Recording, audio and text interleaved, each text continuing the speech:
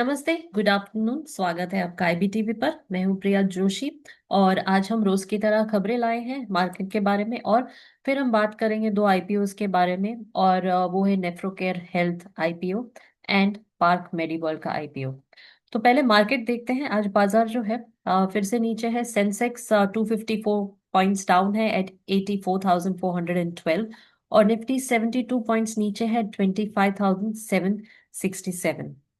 What are the reasons? आज BSE mid cap index 0.4% नीचे रहा। स्मॉल कैप फ्लैट है। और सेक्टर्स की बात करें तो IT, PSU bank, private bank सभी 3%, 0.3% डाउन है। Metal, FMCG, oil and gas और फार्मा जो है 0.3 to 0.5% नीचे नजर आए हैं।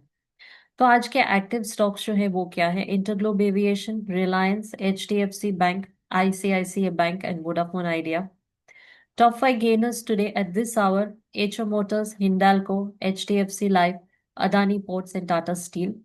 Top five losers: Interglobe Aviation, Eternal, ICICI Bank, HDFC Bank and Shriram Finance. तो बाजार के बारे में रहा। अब हम आईपीओस देखते हैं। इस महीने काफी सारे आईपीओ आ रहे हैं। पिछले हफ्ते भी हमने आईपीओ के बारे में चर्चा की थी, जो 3rd to 5th दिसंबर आए थे। आज 10 तारीख है और आज के दिन दो आईपीओज खुल रहे हैं: Nephrocare health IPO and Park Medi.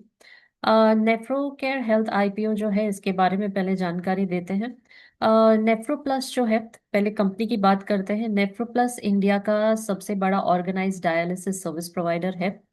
As of 2025 operates a large network. इनकी 519 क्लिनिक्स है ग्लोबली, जो कि है भारत में, नेपाल, उज्बेकिस्तान, फिलीपींस। ये कुछ जगह है जिनमें इनके क्लिनिक्स हैं। सिर्फ इंडिया की बात करें तो 288 सिटीज में है, यानी 21 states and 4 union territories. FY25 में नेफ्रोप्लस ने 755.8 to 756 crore rupees revenue generate किया था and reported a profit after tax around 67 crore. अब आईपीओ की बात करते हैं। तो आईपीओ कब खुल रहा है? आज ओपनिंग है और ये 3 दिन तक ओपन रहेगा and closing is at 12th दिसंबर। प्राइस रेंज क्या रहेगी? 438 to 460 rupees per share. Lot size 32 shares. Total issue size है 871.05 करोड़ और ये रहेगा fresh issue plus offer for sale. Fresh issue में 353.4 करोड़ जाएंगे और ऑफर फॉर सेल है उसमें बैलेंस, यानी कि 517.6 करोड़। इसमें से 1.12 to 1.13 करोड़ शेयर्स जो हैं, this will be held by existing share holders. ये प्रोसीड्स जो है वो कहाँ यूज होंगे? 129.1 करोड़ रुपीस जो है ये नए डायलिसिस क्लिनिक्स इंडिया में खोलने के लिए इस्तेमाल किए जाएंगे। 136 करोड़ जो है इसका इस्तेमाल होगा डेट रीपेमेंट में और बैलेंस जो है will be for general corporate purposes. तो लिस्टिंग जो है ये दोनों बीएसई और एनएससी पे होगा और टेंटेटिव डेट जो है वो 17 दिसंबर है। लिस्टिंग के बाद promoter stake is expected to drop from 78.9% to 66.7%। तो इस आईपीओ के फेवर में क्या है? Strong scale and reach. 500 से ज्यादा क्लिनिक्स हैं इंडिया में और इंडिया के बाहर और ये सबसे लार्जेस्ट ऑर्गेनाइज्ड डायलिसिस प्रोवाइडर है। रिकरिंग डिमांड बिजनेस है डायलिसिस, जो ये एक क्रॉनिक डिजीज बनता जा रहा है। रिकरिंग हेल्थ केयर नीड है और इसका डिमांड जो है वो काफी स्टेबल है। Growth plan funded. Fresh capital जो है हो जाएगा इन एक्सपेंडिंग क्लिनिक नेटवर्क। नए क्लिनिक्स खुलेंगे और इसका मतलब है कि ये लॉन्ग टर्म ग्रोथ की तरफ देख रहे हैं। फाइनेंशियल्स जो है वो भी इम्प्रूव होंगे। प्रॉफिटेबिलिटी FY25 में काफी डिसेंट रहा था और एक पॉजिटिव सिग्नल है हेल्थ केयर सर्विस बिजनेस के लिए। रिस्क क्या रहेंगे, क्या क्या है जो आपको देखना है? डायलिसिस सीकेडी सपोर्ट जो है ये मार्केट में हाईली फ्रैगमेंटेड है। काफी सारे स्टैंडर्ड क्लिनिक्स हैं। ऑर्गेनाइज प्लेयर्स जो हैं जैसे कि नेफ्रो प्लस, इनको काफी कंपटीशन मिलता है from unorganise sector. Recently profit देखा था लेकिन बिजनेस प्रॉफिटेबल जो है वो रिसेंटली हुआ है। लॉन्ग टर्म सक्सेस जो है इसका ये डिपेंड करता है यूटिलाइजेशन रेट्स अक्रॉस क्लिनिक्स पर। एक्सपेंशन प्लान्स देखें तो नए क्लिनिक्स खोल रहे हैं, लेकिन एग्जीक्यूशन जो है ये सही होना चाहिए। ज्यादा एक्सपैंड करेंगे और डिमांड नहीं रहेगी तो they could face operational discipline risk. Health care regulations, cost of equipment, staffing, macro risk, ये सब भी इनको देखना है। This could be a potential headwind for them. तो अगर आप इसमें इन्वेस्ट कर रहे हैं तो ये long term health care infrastructure bet है। The recurring nature of dialysis demand lends relative stability, और this can suit conservative investors.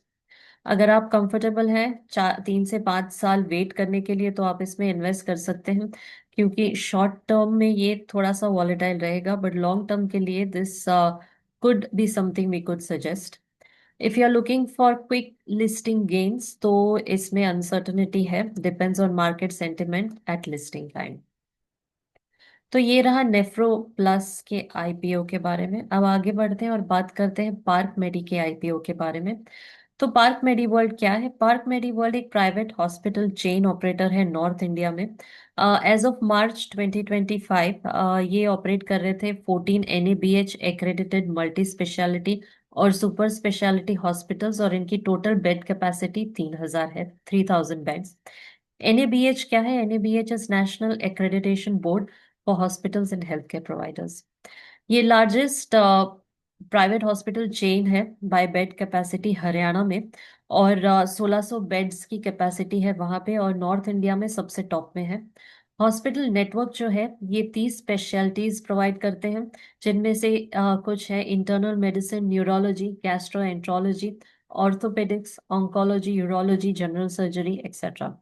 Company जो है ये एक्सपैंड कर रही है बेड कैपेसिटी को, और सुना गया है कि मार्च 2023, एज ऑफ मार्च 2023 इनके पास 2550 बेड थे, जो कि सितंबर 2025 पर 3250 हो गए, और भी एक्सपेंशंस ये प्लान कर रहे हैं।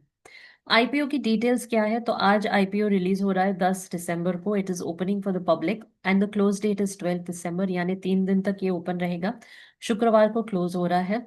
प्राइस बैंड है 154 to 162 rupees per share. Lot size 92 shares है। Minimum retail investment 14,904 at upper band.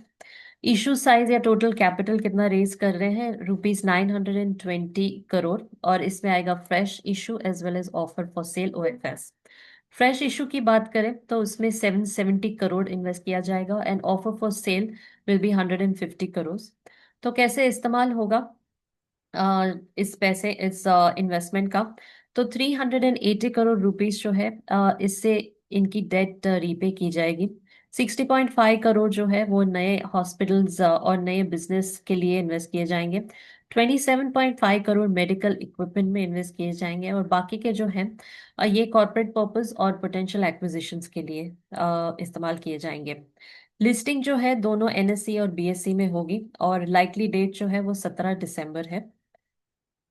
Share holding post IPO, तो प्रमोटर स्टेक जो है will reduce post IPO since some shares are being sold via OFS. अब strengths क्या रहेंगे? तो क्या factors है जो आपको देखने चाहिए, जो कि एक प्लस पॉइंट है for this IPO? Strong existing footprint and scale in North India. North India में बेड कैपेसिटी काफी लार्ज है, 3000 प्लस बेड्स है। मल्टी स्पेशलिटी ऑफरिंग है। पोजिशनिंग है as one of the top private hospital chains in the region. Growth potential via expansion and acquisitions, तो company जो है ये अपनी बेड कैपेसिटी इंक्रीज कर रही है, नए हॉस्पिटल्स प्लान कर रही है, और कई सिटीज में ये एक्सपैंड करना चाह रही है, जैसे कि NCR and regional expansion. Financials जो है इनके रिसेंटली अच्छे आए हैं। FY25 में कंपनी ने rising revenue and profit report किया था, showing operational recovery and growth. ये प्रोसीज जो है उनसे डेट जो है डेट रिडक्शन के लिए इस्तेमाल किए जाएंगे। तो ये उनकी बैलेंस शीट को स्ट्रेंथ कर सकती है और फाइनेंशियल रिस्क रिड्यूस कर सकती है। Large addressable health care demand. Hospitals, private hospitals और ऑर्गेनाइज्ड हेल्थ केयर जो है ये often long term structural plan करते हैं, and given India's population growing demand for quality medical services. Risk क्या है, क्या फैक्टर्स हैं जो आपको खास देखने चाहिए? तो जोग्राफिकल कंसंट्रेशन, ये जो है ज्यादा नॉर्थ इंडिया में, खास करके हरियाणा में कंसंट्रेटेड है। दैट मीन्स के रीजन स्पेसिफिक रिस्क हैं, और ये उनके बिजनेस को इम्पैक्ट कर सकती है।